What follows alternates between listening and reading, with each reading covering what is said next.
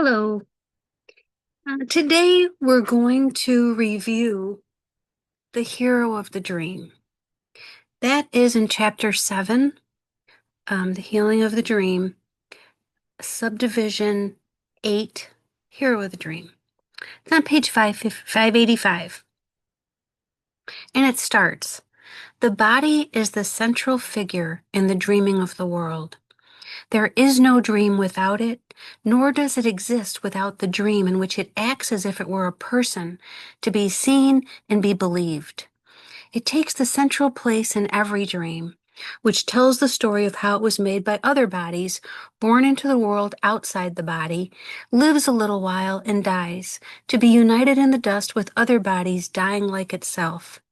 In the brief time allotted it to live, it seeks for other bodies as its friends and enemies. Its safety is its main concern. Its comfort is its guiding rule. It tries to look for pleasure and avoid the things that would be hurtful. Above all, it tries to teach itself its pains and joys are different and can be told apart. That is the first paragraph of the quote, hero of the dream. And we can ask ourselves, what are we thinking when we're reading that? This fundamental description of what we are. You know, our body is the central figure in the dreaming of the world. He's talking about us. You know, um, it's always good whenever we're studying the course, really, whenever we're doing anything, to keep the metaphysical chart at hand, because that displays the unholy instant that got us here as a body in a world and the way home, the holy instant, forgiveness. So we find ourselves in the world, and through the magic of the veil of forgetfulness, no matter how many times we read the course, no matter how many times we experience the presence of Jesus, we flip right back to seeing ourselves solely as a body in a world, getting angry and upset, sad, depressed. Um, and so just going to dive into this section and kind of look at it in terms of the chart.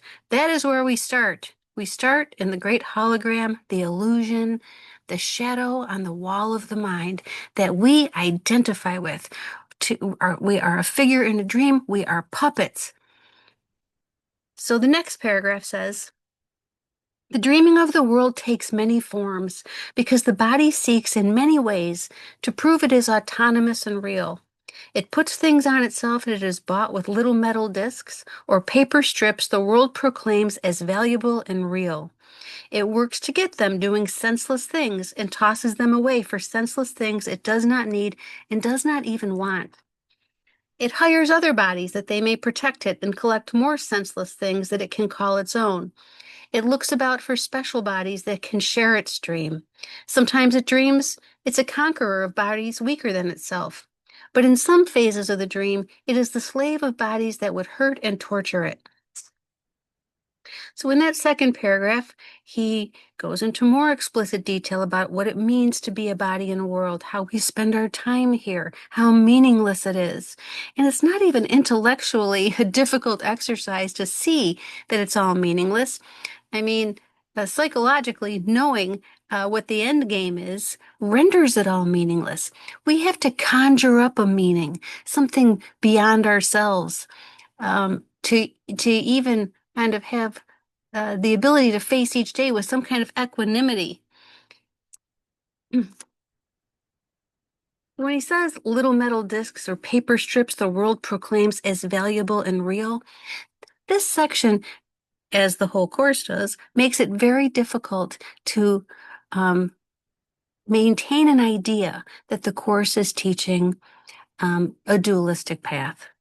Clearly, he's saying these things are not real.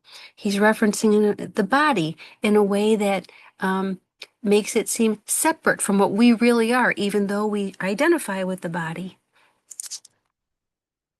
The body's serial adventures from the time of birth to dying are the theme of every dream the world has ever had. The quote, hero of this dream will never change, nor will its purpose. Though the dream itself takes many forms and seems to show a great variety of places and events wherein its quote hero finds itself, the dream has but one purpose taught in many ways. This single lesson does it try to teach again and still again and yet once more, that it is cause and not effect, and you are its effect and cannot be its cause. Thus you are not the dreamer but the dream, and so you wander idly in and out of places and events that it contrives. That this is all the body does is true, for it is but a figure in a dream. But who reacts to figures in a dream unless he sees them as if they were real? The instant that he sees them as they are, they have no more effects on him, because he understands he gave them their effects by causing them and making them seem real. So beautiful, just poetry, so vivid in describing what we seem to be. And it reviewing that also kind of makes the point, just by the language that's used, is he's really talking past the self we identify with. He's talking past the self we identify with to the truth within us, and breathing life into that truth and calling it to mind, it into our awareness. Because what we identify with is the unreal thing he's talking about. It is the Halloween costume. It has no substance and it will never change. And so,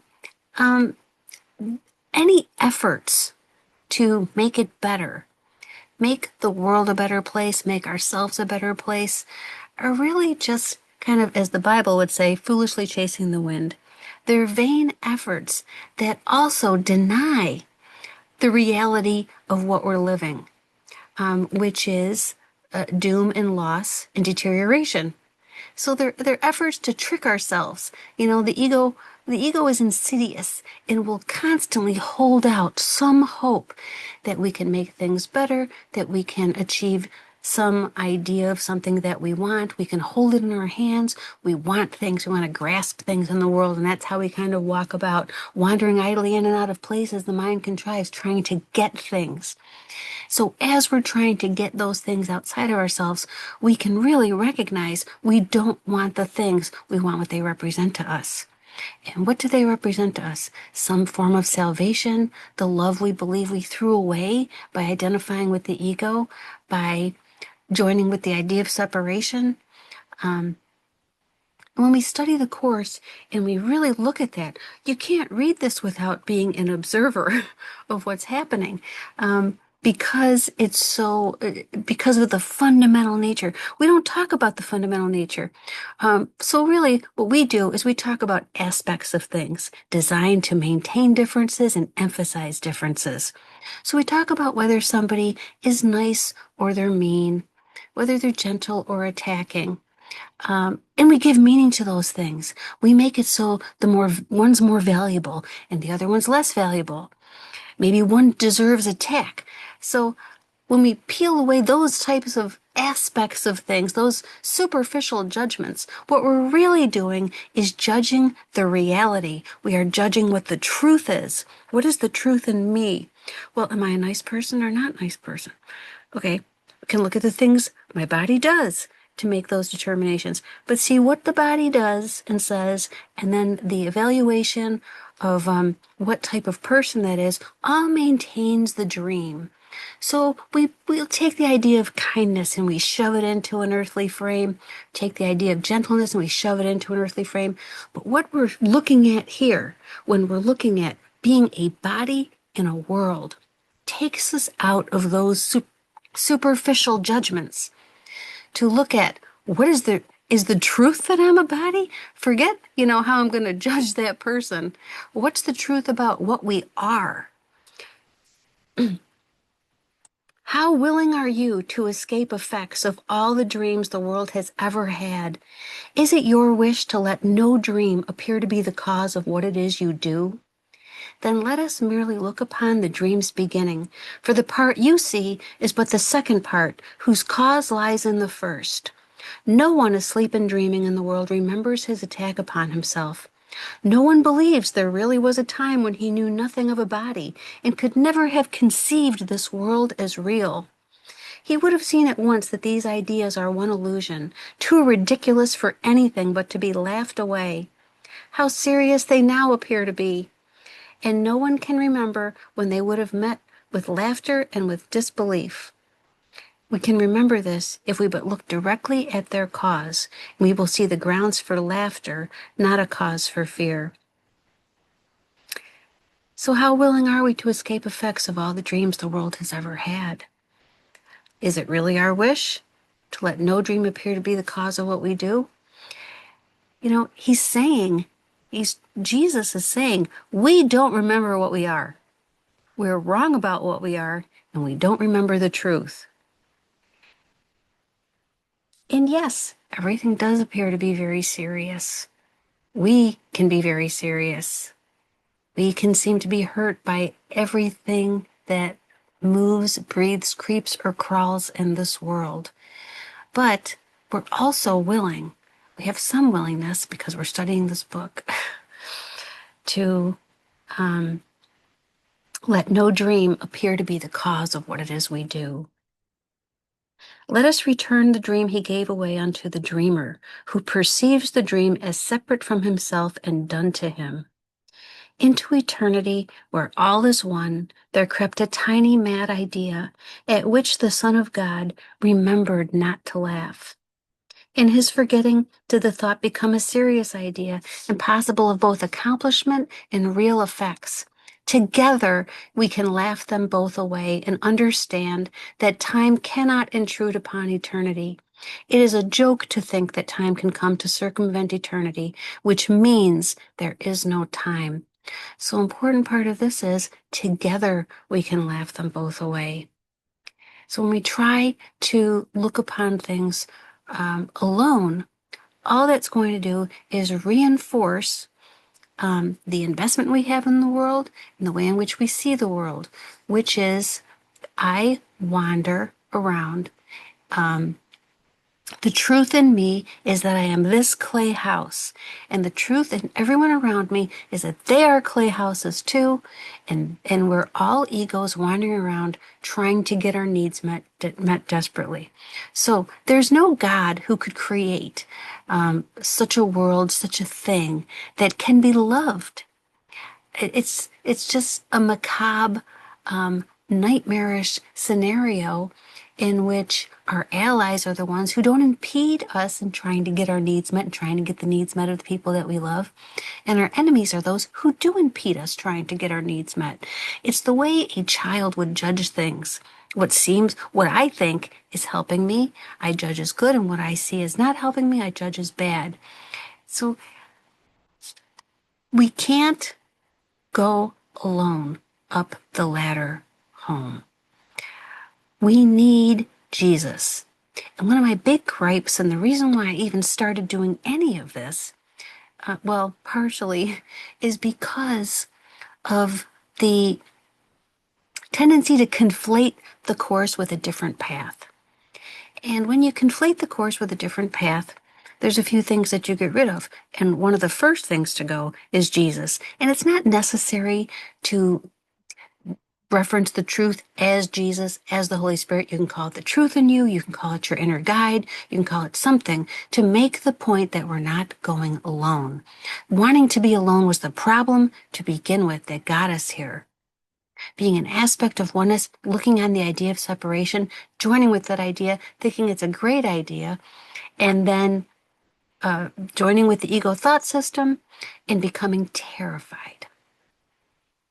Projecting out the ego thought system of sin, guilt, and fear into a world.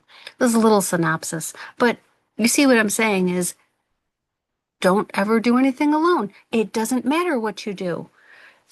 This whole section is about really how it doesn't matter what you do. It describes us, which we could be anywhere, anyone, doing anything, and it's all the same.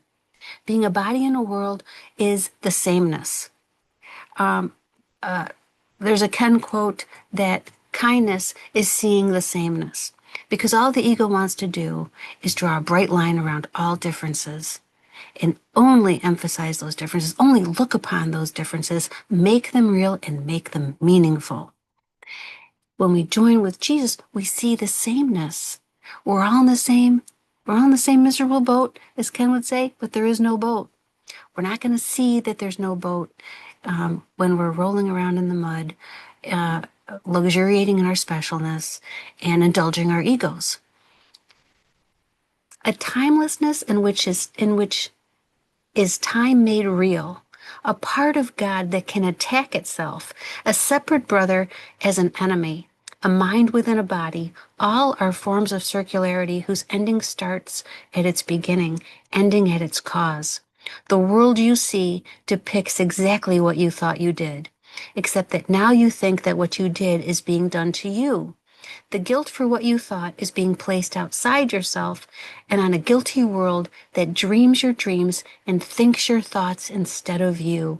It brings its vengeance, not your own. It keeps you narrowly confined within a body, which it punishes because of all the sinful things the body does within its dream. You have no power to make the body stop its evil deeds because you did not make it, and cannot control its actions, nor its purpose, nor its fate.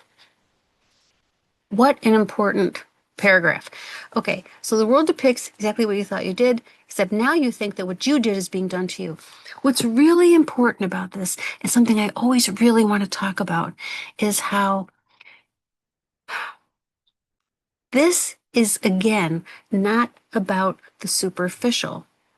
If somebody punches me, this isn't saying that the world depicts exactly what I think I did. I don't think I punched somebody.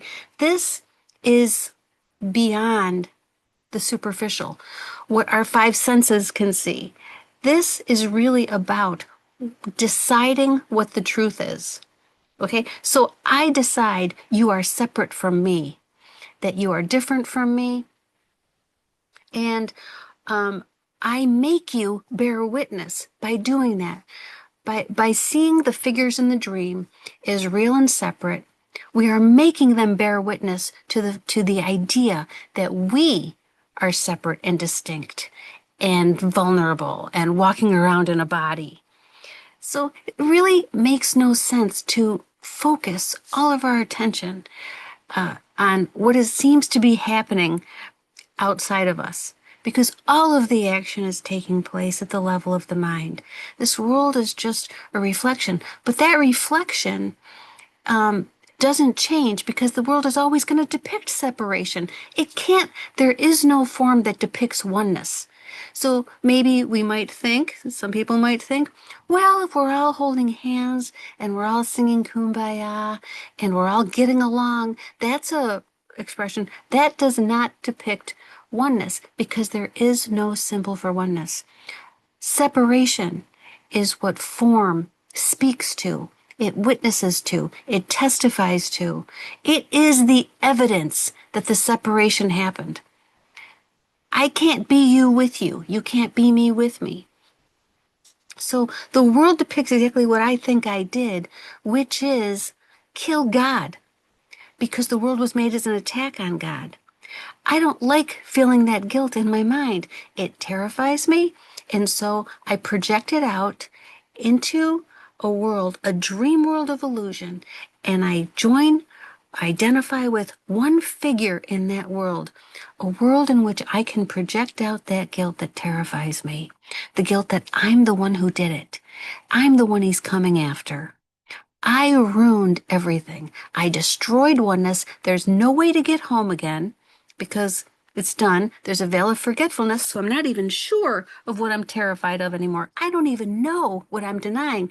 Just the odd nature of denial. You can't ever ask somebody, are you in denial? You can't ever figure it out for yourself because if you're in denial, you don't know it.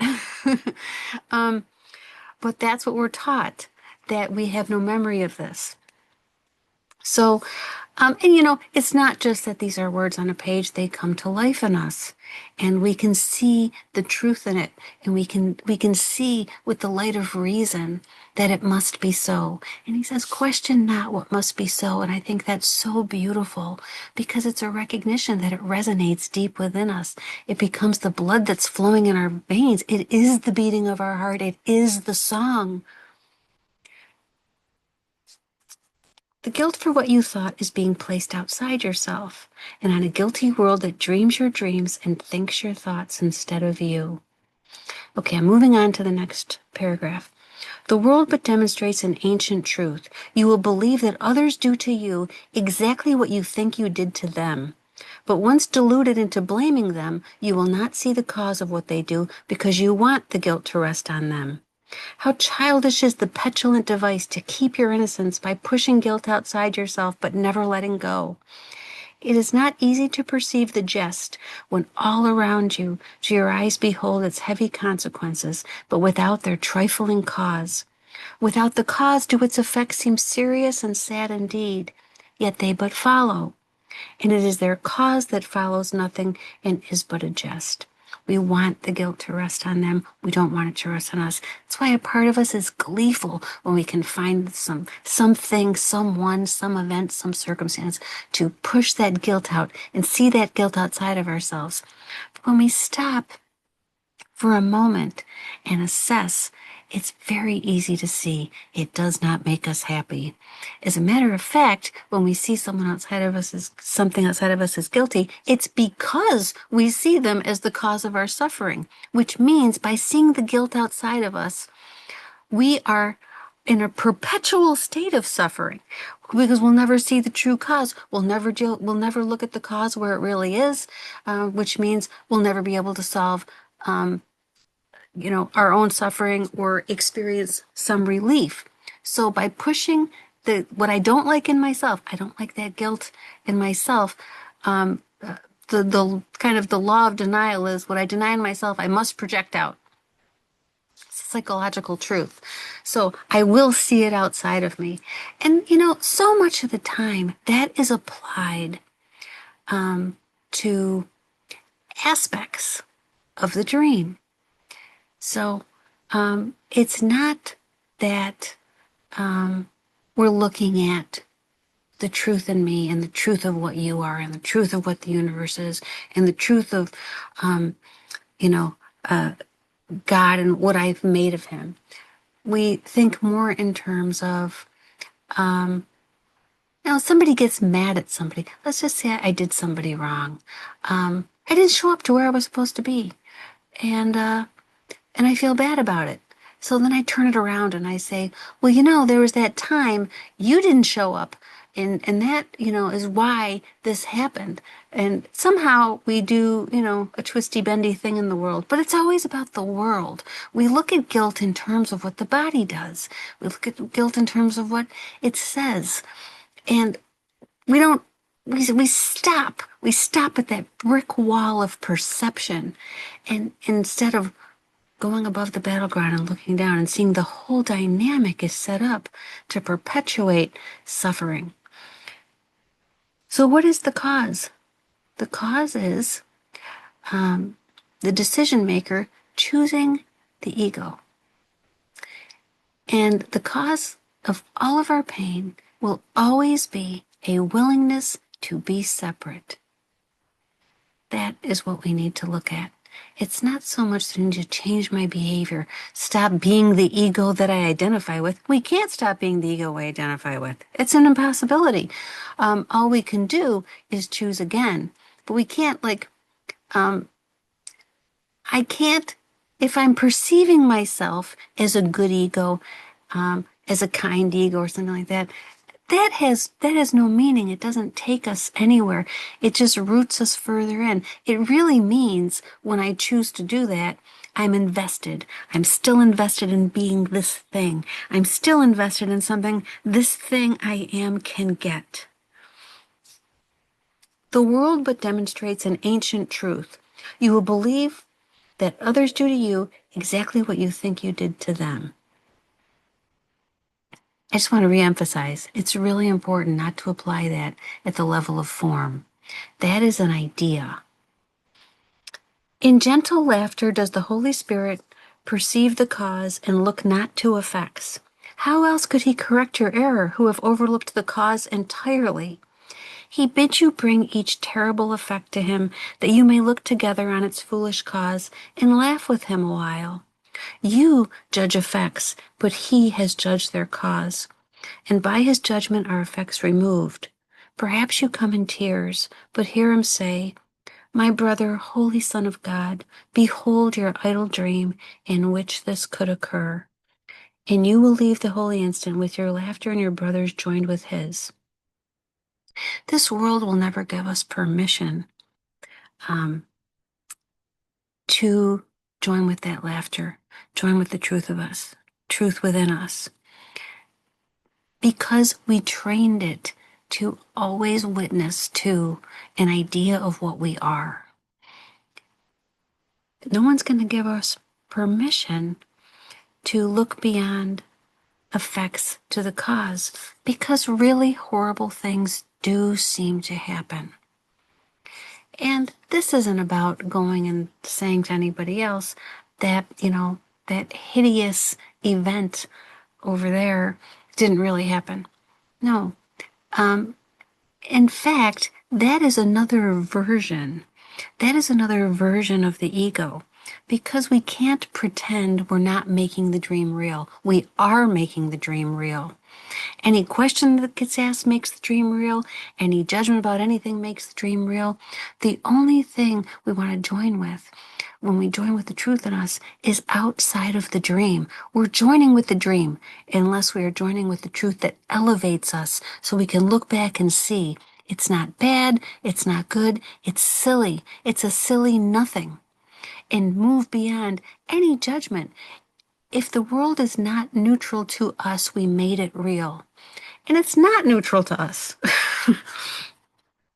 Outside of the dream, looking back on it is where we need to be. So it's just kind of ridiculous to talk as though at this level, at the level of the world, to talk as though I'm not seeing separation. I'm not seeing the proof of that the separation happened, the destruction of oneness in God. Of course, we always see witnesses to that. It's the level of the mind that is outside. It is beyond what is said and done. It's this whole thing is one whole of separation. And so beyond that is an experience of something else, not within it. We can't drag the truth into the dream and have it be what it is. It'll be a distortion. It'll be designed to keep us rooted here and keep adjusting ourselves to it, trying to make the truth adjust to us, be what we want it to be. If we try to treat forgiveness like it happens between two bodies, which everybody does. People say, "Do you forgive me?" "Oh, I forgive you for that." People say, "I'm sorry" all the time. Okay, that is not the forgiveness the Course is talking about, of course, because it doesn't overlook anything. So, again, when we say don't fix the dream, we mean don't try to bring the truth to illusion and make it look like something here. It doesn't look like anything here. The secret of salvation is but this, that you are doing this unto yourself. No matter what the form of the attack, this still is true. Whoever takes the role of enemy and of attacker, still is this the truth. Whatever seems to be the cause of any pain and suffering you feel, this is still true, for you would not react at all to figures in a dream you knew that you were dreaming. Let them be as hateful and as vicious as they may, they could have no effect on you unless you failed to recognize it is your dream. And I just think that is a really good note to end on. I'm not going to finish, but to add this. You will understand that miracles reflect the simple statement, "I have done this thing, and it is this I would undo." And as we move about in the world, we watch ourselves being egos. That's the only game in town. There is nothing else to do but watch ourselves being egos. And as we watch, our investment loosens. We hear the song. We join with Jesus. We take his hand. We look, and we can see that it was all made up. While we insist on being down here and rolling around in the mud and making Jesus roll around in that mud with us and be a body with us that wanders idly in and out of places the mind contrives, we won't be able to see that it was all made up. So that is the way we don't try to change what doesn't need fixing. Nothing in this world needs to be fixed. If we want to, our bodies are going to do something. And if we find ourselves, seeming to work to make the world a better place, seeming to try to help people, there's no judgment in that, because all of it is placed under the umbrella of being a dream figure in a dream world of illusion. We're a figure in the dream or we're the dreamer. And that is it. And while we experience ourselves as a figure in a dream, we can listen to the call, we can take his hand, and we can watch it and look and wait and quietly do nothing to fix it. Just watch. We don't watch to condemn ourselves. We don't watch to condemn other people. If we can look upon it, look upon ourselves, judging ourselves and other people without judgment, that is the close practice. And it is so simple. What makes it complex um, is is really understanding and seeing the slaughterhouse that we seem to live in, to really understand the murderous nature of everything in this world. This world is a graveyard where we lead, a life lived in fear is living death. And we are all those black draped sinners. But as we look with Jesus, we transcend that. We experience something that is not of this world, that is not the same, and allow it to carry us.